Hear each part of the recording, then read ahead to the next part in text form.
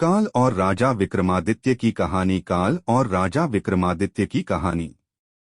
मानव जीवन में समय, परिस्थिति और स्थान बड़ी भूमिका अदा करते हैं। कई बार जो कुछ भी घटित होता है उसी के अनुरूप परिस्थितियां बनती चली जाती हैं। कलयुग में एक ही चक्रवर्ती सम्राट हुए, राजा विक्रमादित्य, जिनके नाम से ही संपूर्ण भारतवर्ष में विक्रम संवत की शुरुआत हुई। विक्रमादित्य एक बहुत ही पराक्रमी, विद्वान, प्रजापालक तथा परोपकारी राजा थे। राजा विक्रमादित्य अपनी प्रजा को अपने पुत्र के समान प्यार करते थे तथा रात्रि के समय में वे रूप बदलकर प्रजा के हालात जानने के लिए तथा कुशलता जानने के लिए नगर का भ्रमण करते थे। एक बार राजा विक्रमादित्य रूप बदलकर देर रात्रि में नगर के भ्रमण के लिए निकले। भ्रमण करते करते अमृतवेला का समय हो गया। उनके पैर फटने लगे। भोर की इस समय राजा विक्रमादित्य नगर की परिक्रमा वाले मार्ग से गुजर रहे थे। मार्ग की दूसरी तरफ घना जंगल आरंभ हो जाता है। एकाएक राजा देखते हैं कि एक लकड़हारा कंधे पर कुल्हाड़ी लिए हुए जंगल में जा रहा है। लकड़ी काटने के लिए एक ऊंचे वृक्ष पर चढ़ गया है। और उसी समय राजा विक्रमादित्य ने देखा कि एक भयानक भालू उसी वृक्ष की तरफ दौड़ा चला आ रहा है और उसी वृक्ष पर चढ़ने लगता है। वृक्ष पर भालू को चढ़ता देख राजा को बड़ा ही आश्चर्य होता है, क्योंकि भालू तो वृक्ष पर कभी चल नहीं सकता। उस समय नौजवान लकड़हारे ने जब भालू को अपनी ओर आते देखा तो उसके हाथ और पांव फूल गए। काल और राजा विक्रमादित्य भय के कारण उसके हाथ से वृक्ष की टहनी छूट गई और वहां धरती पर जा गिरा और मृत्यु को प्राप्त हुआ। तब भालू पेड़ से नीचे उतरा और राजा के देखते ही देखते उसने एक सुंदर लड़की का रूप धारण कर लिया और जंगल के समीप जाकर एक कुएं की मुंडेर पर बैठ गई। राजा दूर खड़े होकर यह सभी नजारा देख रहे थे और सोच रहे थे कि यह लड़की बना हुआ भालू अब क्या करेगा। थोड़ी ही देर में राजा के दो सिपाही जो रात्रि गश्त पर थे उधर आ गए। इत्तेफाक से दोनों सिपाही सगे भाई थे। इनमें से छोटे भाई की नजर हुए पर बैठी सुंदर लड़की पर पड़ी तो वहां बड़े भाई से बोला कि कितनी सुंदर लड़की है, मैं इसी से विवाह करूंगा। बड़ा भाई बोला, बड़े भाई की होते हुए छोटा भाई कैसे विवाह कर सकता है, बड़ा होने के नाते सबसे पहले विवाह मैं करूंगा। तब छोटा भाई बोला, इसे पहले मैंने देखा है, इसलिए इससे विवाह तो मैं ही कर लूंगा। तब बड़ा भाई बोला कि हम तो व्यर्थ ही झगड़ रहे हैं, क्यों ना हम इस लड़की से ही पूछ ले, यह हम दोनों में से जिसे पसंद करेगी वही इस लड़की से विवाह कर लेगा।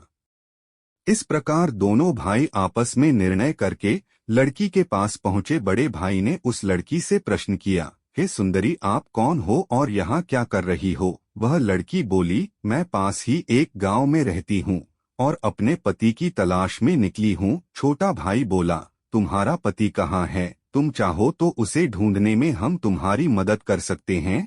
तब वह लड़की बोली, अभी तो मैं कुंवारी हूँ और किसी योग्य वर की तलाश में निकली हूँ।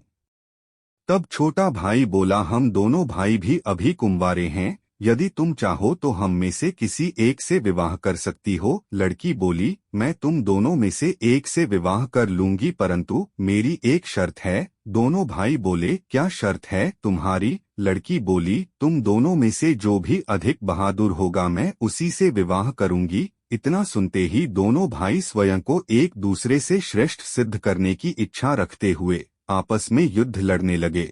दोनों भाइयों ने अपनी अपनी तलवारें निकाली और एक दूसरे के पेट में आर पार कर दी और तड़प तड़प कर दोनों भाइयों की जान चली गई। राजा विक्रमादित्य और कल की कहानी।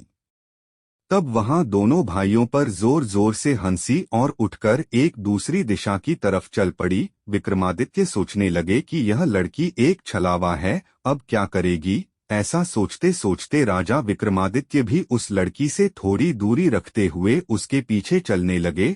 अब सुबह का समय हो चुका था और सूर्य भगवान भी अपना पूर्ण रूप लेकर प्रकट हो चुके थे, लेकिन राजा विक्रमादित्य एक भालू के वृक्ष पर चढ़ने और फिर एक सुंदर लड़की का रूप धारण करने की विचित्र घटना को अपनी आंखों से देखकर सुध बुध खो बैठे थे।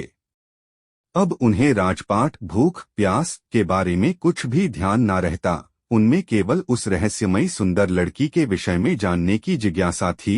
आथ राजा विक्रमादित्य उस लड़की से उचित दूरी बनाकर पीछा करने लगे। पीछा करते करते वे लगभग 200 कदम आगे चलने के बाद राजा विक्रमादित्य के विस्मय की सीमा न रही, क्योंकि राजा विक्रमादित्य ने उस लड़की को भालू से एक सुंदर लड़की का रूप धारण करते हुए देखा था।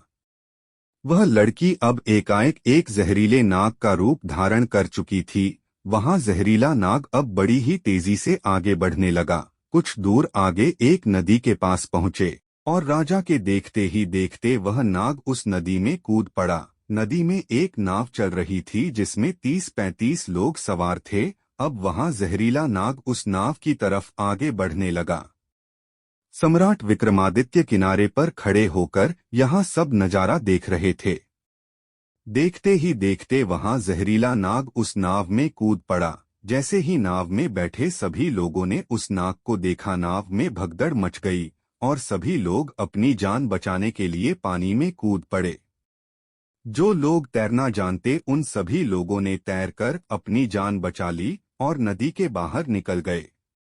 जो लोग तैरना नहीं जानते थे वे लोग पानी में डूब गए और मर गए। आप वहां ना नदी से बाहर निकला और नदी के किनारे किनारे आगे बढ़ने लगा। सम्राट विक्रमादित्य भी उसके पीछे पीछे आगे बढ़ने लगे। कुछ दूर आगे जाने के बाद एक बार फिर से राजा विक्रमादित्य आश्चर्यचकित हो गए, क्योंकि उस नाग ने फिर से एक बार अपना रूप बदल लिया था। आप उस नाग ने एक ब्राह्मण का रूप धारण कर लिया था।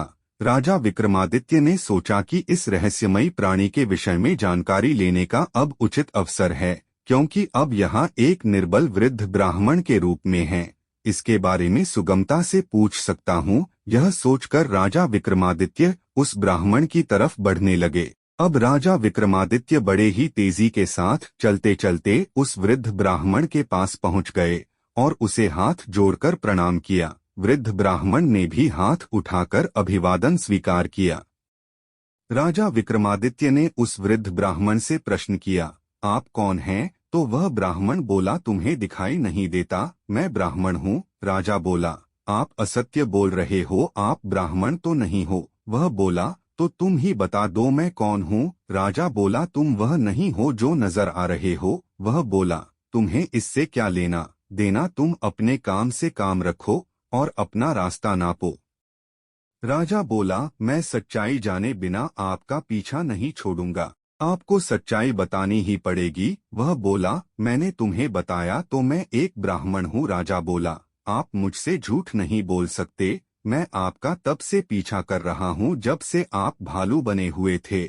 उस समय आपने उस नौजवान लकड़हारे को मारा, फिर आपने एक सुंदर लड़की का रूप धारण किया और दोनों सिपाही जो सगे भाई थे उन्हें एक दूसरे के हाथ मरवा दिया। फिर आपने एक नाग का रूप धारण किया और नदी पार कर रहे नाव में बैठे यात्रियों को आपने नदी में कूदने पर विवश किया और उसे मारे गए। अब आपने एक वृद्ध ब्राह्मण का रूप धारण किया है। अब सीधी तरह से सच सच बता दो, आप कौन हो? वह बोला, यदि नहीं बताऊं तो। यह सुनकर राजा ने अपनी तलवार निकाल ली और बोले, तो फिर मरने के लिए तैयार हो जाओ। तुम जानते नहीं यह राजा विक्रमादित्य की नगरी है और मैं राजा का वफादार नौकर हूँ। अब मरने से पहले जल्दी से बता दो कि तुम कौन हो। राजा विक्रमादित्य की यह धमकी सुनकर वह वृद्ध ब्राह्मण जोर जोर से खिलखिलाकर हंस पड़ा और बोला, मैं जानता हूँ कि यहाँ महाप्रतापी सम्राट विक्रमादित्य की राजधानी है और मैं यह भी जानता हूँ कि तुम ही विश्व प्रसिद्ध सम्राट विक्रमादित्य हो। फिर भी एक बात जान लो, तुम मुझे नहीं मार सकते, बल्कि एक दिन ऐसा आएगा कि मैं तुम्हें ही मरने के लिए विवश कर दूंगा। उसकी यह बात सुनकर राजा विक्रमादित्य सोचने लगे कि जिसने इस रूप में भी मुझे पहचान लिया वह कोई साधारण इंसान तो नहीं हो सकता। तो राजा थोड़े विनम्र होकर बोले, अब आपने मुझे पहचान ही लिया है, तो कृपा कर बताइए कि आप वास्तव में कौन हैं।